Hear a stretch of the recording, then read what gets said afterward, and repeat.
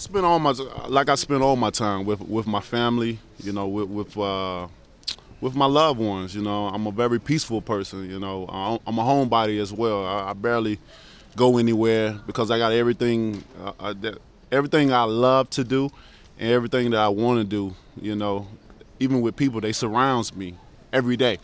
You know what I'm saying? And the ones that's not there, you know, we talk to each other every day. You know, you're talking about a guy that, you know, all my group of guys, all of us, when we hang up, we say we love each other. You know what I'm saying?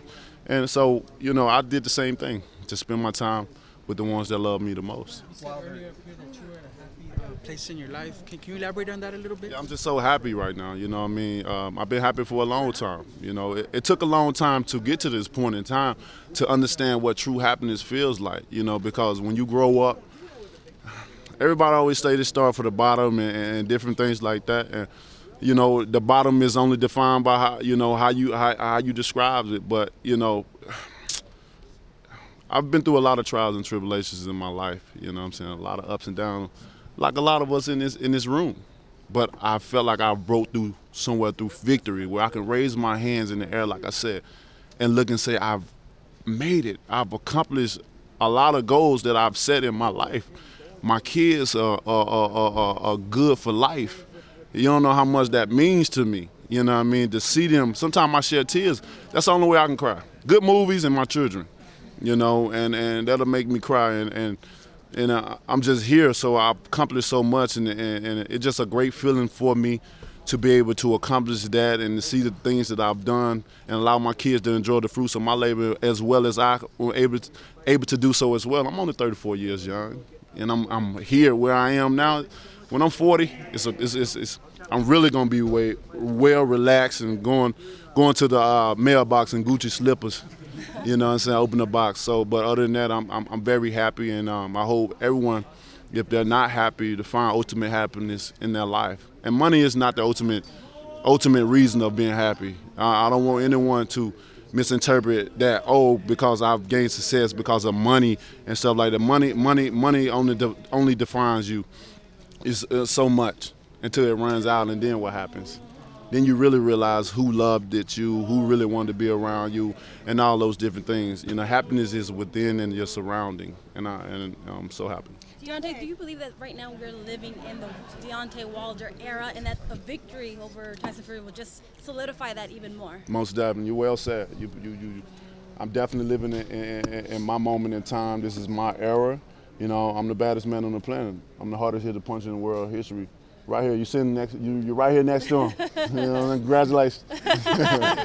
But you know, I do feel that way, and when I knock Fury out, it's gonna even more solidify that for me. But I also feel not only just a win, but how you win determines your rise as well. You know, we've seen many guys, you know, go in and do what they had to do just to gain the victory, but the outcome from the people, you know, it wasn't a pleasant, you know, acceptance from them. But each and every time I go in there, no matter the first round or the 12th round, and I knock people out, you know, it even more, you know, raises my profile, even more raises, you know, what people think about me, their opinions, and everything that deals with boxing. So I definitely feel that way, and I got a lot to prove.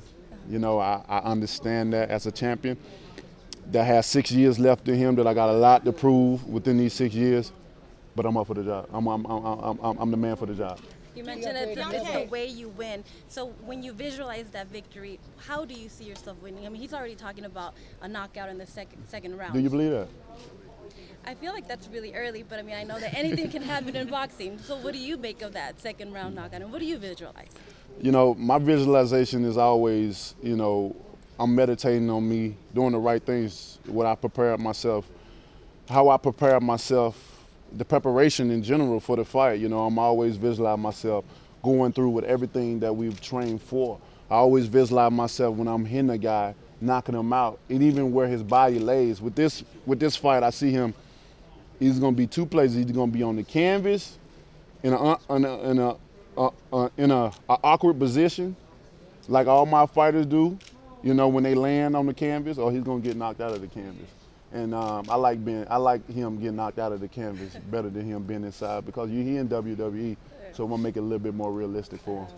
You know what I mean? Deontay, you're a spiritual man. What was the experience like for you to meet Pope Francis and obviously to have the title of Ambassador for Peace? It was a very humbling experience. You know, it was something that I was able to knock out my to-do list. You know, my bucket list. You know what I'm saying? Especially going to Rome.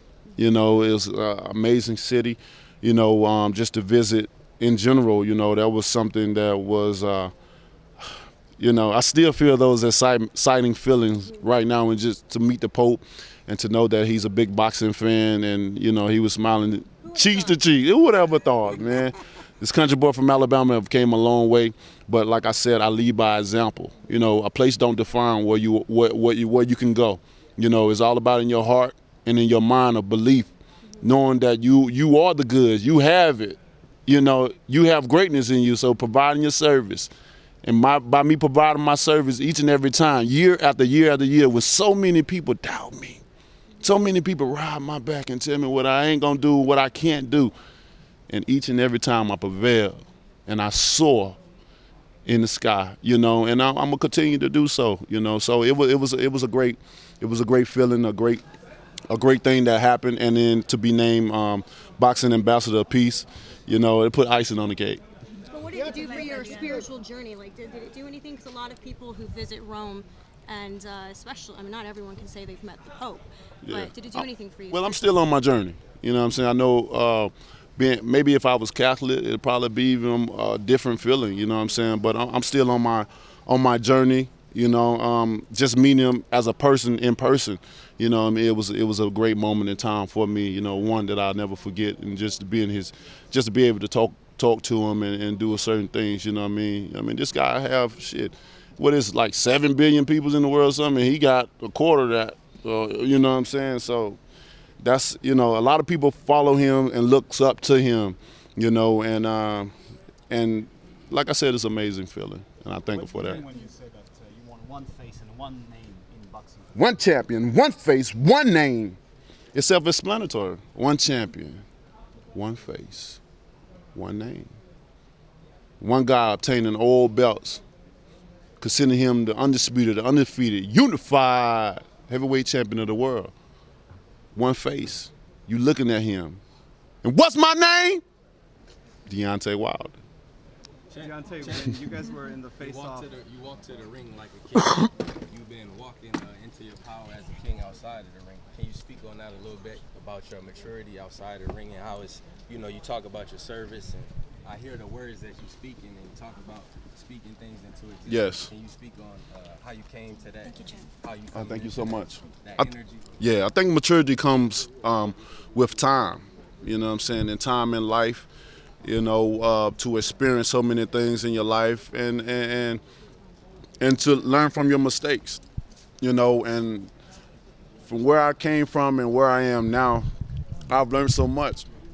I've sat back and I'm big into meditation. I never used to be that way, so big into meditation. I tell people all the time, my 30s have been some of the best years of my life because it slowed me down mentally, where I just want to, sometimes I like to be alone, just to meditate and think about certain things, and a lot of things come to me from the past that I didn't understand in the past. But right now, because I'm so knowledgeable about things, because I'm into certain things, you know what I'm saying, I understand subliminal messages a lot. I'm a person that feel about or in just sometimes emotion. I have a sixth sense, you know what I'm saying? But with all that combining together, just understanding who I am, when a person find a long time for themselves and be able to go through so many different things and learn themselves, you get a greater outcome. And then learning yourself, because you're like, well, shit, I've been in this body forever, however many years, you know what I'm saying, it is. And you're like, oh, I know myself better than anyone. At least that's what you think, until you just things start unraveling when you start getting into things, especially when you find that peace. See, peace is a thing some people will never endure. Because when you at home off work, that really ain't no peace, because you worry about, shit, what time you got to get up and go to work again tomorrow. You see me? So it really ain't no peace. You know what I'm saying? And then sometimes when we in a bigger city, we can't find no peace because there's so many damn people. There's so many. You know what I'm saying? So sometimes people don't understand what peace really is. Just sit down and say, I can rest and relax. And all my places provide that for me, so I understand a lot of things allow me to enter into the world and take on so many different obstacles, so many different subjects, and use my platform to say, to this day, and all that comes, it just grows from there, just understanding who I am, this title that I represent, so many people look up to me, and they say, ain't nothing wrong with being a role model, but like I said, I'm not perfect, and I let that be known. If I'm gonna be a role model, y'all gotta take me for who I am. Don't make me to be what you want me to be, because I'm going to be what I want to be and what God has placed me to be. You know what I'm saying? I may make some mistakes along the way. I may say some shit that don't make no sense. I may say some things that don't agree with a lot of people.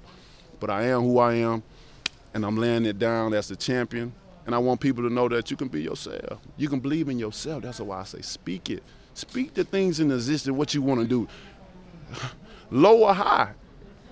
It's unlimited. When your mind's supposed to be so big that, like I always tell people, my mind's so big that a spaceship can fit in it. That allows me to expand my mindset to say, well, I want to do this and I want to do that, then it ain't no limit. If I want to be an astronaut, it ain't too late. You know, it may take a while, but it ain't too late. And that's just the belief. Believe in you. Whatever you saying, you believe in what you saying you're going to do. And that's the magic, the belief. Belief is a small, simple word, but it's powerful when you unlock it. Many people won't understand what I'm saying, but if you practice, trying to take some of your words and speak his of own course, self. he do it all the time. He do it all the time because he's in a nervous wreck. He's a nervous wreck right now. He don't understand me. Like I told him, I said, Fury, everything I've told you came to pass, bro. I know. And what I say today is going to manifest come February 22nd. You think it's Last been question. You think it's been a long when it was the Brazil presser, you said you were gonna go Mortal Kombat on his ass. ABAC, Same combo. Come on with it. Well, a different opponent, different style, so it's gonna be a different combination. It's been a long wait for this rematch. Well, it's right on time, I'll say. You know, I'm not gonna complain. You know, I can complain about a lot of things and say, well, he didn't take the rematch, but we're going to be here another 15 more minutes because I'm going to explain that, why he didn't take the rematch and changing trainers and stuff like that. So, I just got to thank God, thank the universe of us being here. It's the perfect moment in time because we both had 2 warm-ups in there. His role was a little bit easier than mine, of course, but it prepared me. It built up my confidence even more than what it really already is. So you can only imagine. So I say it's right on time. This is a perfect moment, a perfect time and place. And I'm happy for you guys because you guys get to witness greatness. Thank you guys for coming. Thanks a lot, guys. Radio Raheem with Deontay Wilder.